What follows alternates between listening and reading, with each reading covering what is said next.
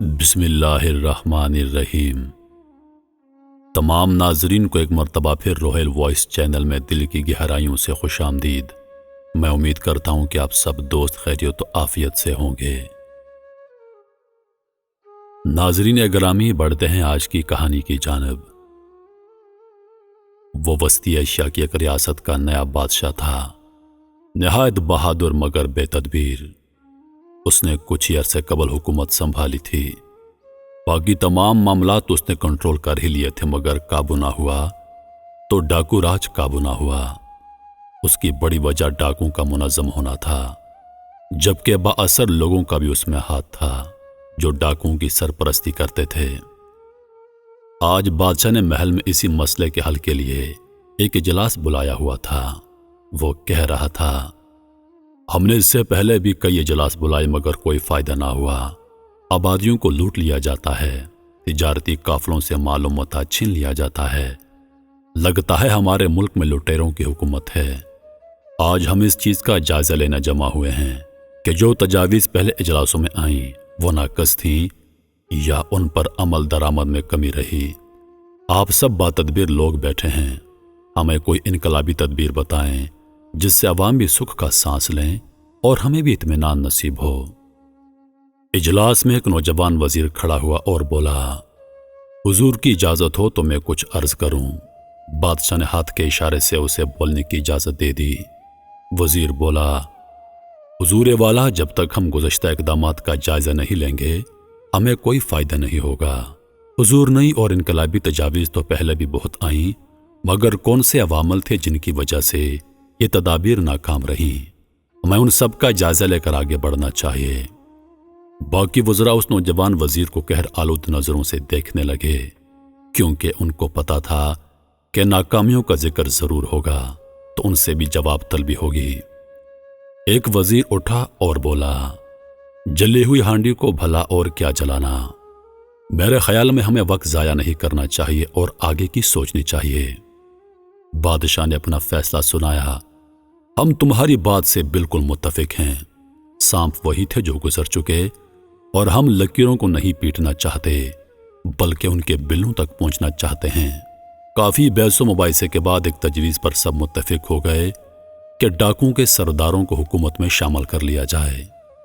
وہ جب حکومت میں شامل آ گئے تو ڈاکہ زنی خود بخود ختم ہو جائے گی۔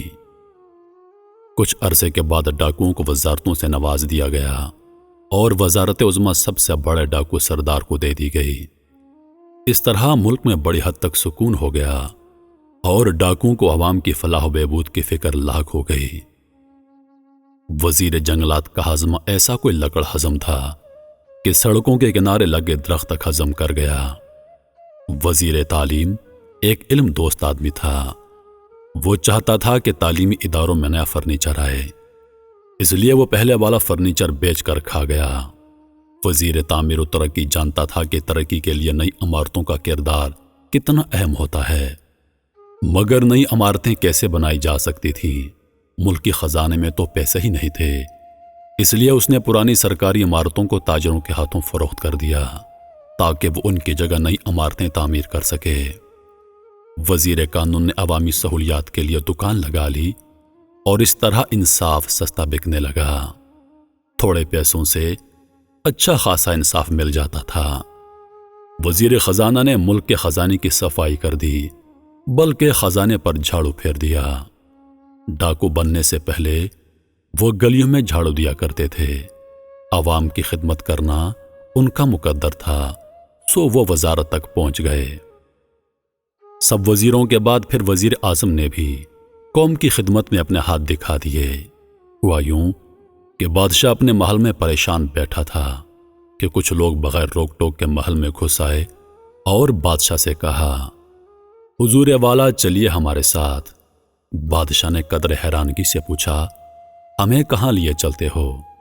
جواب ملا، حضور آپ بک چکے ہیں اور ہم نے آپ کو خرید لیا ہے۔ بادشاہ بے ساختہ اٹھ کر چلنے کے لیے تیار ہوا اور بولا، اس بکی ہوئی ریاست کی شہنشاہی سے تو کسی کے ہاتھوں بک جانا اچھا ہے۔ اتنے میں شاہی دربان آگے بڑھا اور بولا، हुजूर, अब आपको पता चला कि रियासत बिकी हुई है जब आपका अपना सौदा हो गया। बादशाह ने सवाल किया, हमें किसने बेचा? जवाब मिला, वजीर आजम ने। वजीर आजम ने दस्त बदस्ता मासूमियत से दर्द भरी आवाज में नजरें झुकाकर कहा, हुजूर देखे ना, मुल्क व कौम के मफाद में यह करना जरूरी था। आपको फरोख्त करके हम मुल्क व कौम का बहुत सारा कर्ज उतार सकते हैं और हमारे पास बेचने को बचा ही क्या था। आपकी इस कुर्बानी को हम हमेशा याद रखेंगे। बादशाह ने फिर सवाल किया, हम कितने में बिके? महल के किसी गोशे से आवाज आई, अरे हुजूर, पौने पौने ही बिके होंगे। इस मुल्क में हर चीज महंगी है सिवाय इंसानों के। बादशाह ने तीसरा सवाल किया, आप कौन हैं और हमसे क्या काम लेंगे? जवाब मिला, हम लोहार हैं और आपको हमारी दुकान पर चलकर लोहा कूटना होगा। और फिर बादशाह को तस्वुर में अपने हाथ में अब फावड़ा नजर आने लगा और वो उस लम्हे को कोसने लगा जब उसने डाकुओं को वजीर बनाने का फैसला किया था। क्या खूब कहा है किसी ने कि जब मुल्क के आला ओहदों पर डाकू फाइज हों तो तबाही और बर्बादी उस कौम का मुकद्दर बन जाती है और उस कौम का हर फर्द फरोख्त कर दिया जाता है। जिस तरह आग और पानी की दोस्ती मुमकिन नहीं, आग और पेट्रोल की दोस्ती मुमकिन नहीं, इसी तरह सच और झूठ को एक करना नामुमकिन सी बात है। सच सच होता है और झूठ झूठ, हक हक है और बातिल बातिल। लेकिन हमारा सबसे बड़ा अलमिया यह है कि हम कोई बीच का रास्ता ढूंढना चाहते हैं। हम काले और सफेद को मिलाकर कोई ग्रे रास्ता ढूंढना चाहते हैं। हम हालात से घबरा कर सच और झूठ को मिलाने की कोशिश करते हैं, हक और बातिल को एक करने की कोशिश करते हैं, जबकि कुरान पाक कहता है कि जो लोग हक पर होते हैं कामयाबी उन्हीं को नसीब होती है। इसलिए मेरे मोहतरम अजीज दोस्तों, हालात जैसे भी हों, हालात चाहे आपके काबू में हों या आपके मुखालिफ, हमेशा हक का साथ दीजिए, सच का साथ दीजिए, सफेद का साथ दीजिए। क्योंकि अगर सफेद और काले को मिलाने की कोशिश करेंगे, हक और बातिल को मिलाने की कोशिश करेंगे, आग और पानी को यकजा करने की कोशिश करेंगे, तो तबाही और बर्बादी आपका मुकद्दर बन जाएगी। मैं उम्मीद करता हूं कि वीडियो आप दोस्तों को पसंद आई होगी। वीडियो पसंद आ जाए तो लाइक और शेयर जरूर कर दीजिएगा और आने वाली नई वीडियोस के लिए हमारे चैनल को सब्सक्राइब कर दें। नाजरीन, अगर हमारी वीडियोस आपके ज़ौक़ की तर्जुमानी करती हैं तो हमारी वीडियोस को अपने दोस्तों के साथ ज़रूर शेयर करें। अगर आपके पास कोई कहानी या तहरीर है और आप उसको रिकॉर्ड करवाना चाहते हैं तो मुझे मेरे इंस्टाग्राम पर भेजिए। मेरा इंस्टाग्राम है rohel_voice77 या फिर मेरे फेसबुक पेज पर मुझे अरसाल करें।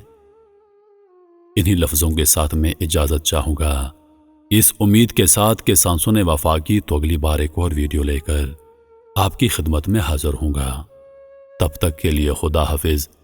अल्लाह पाक आप सबका हाफिज़ों निगहबान। हंसते रहिए और हमेशा मुस्कुराते रहिए।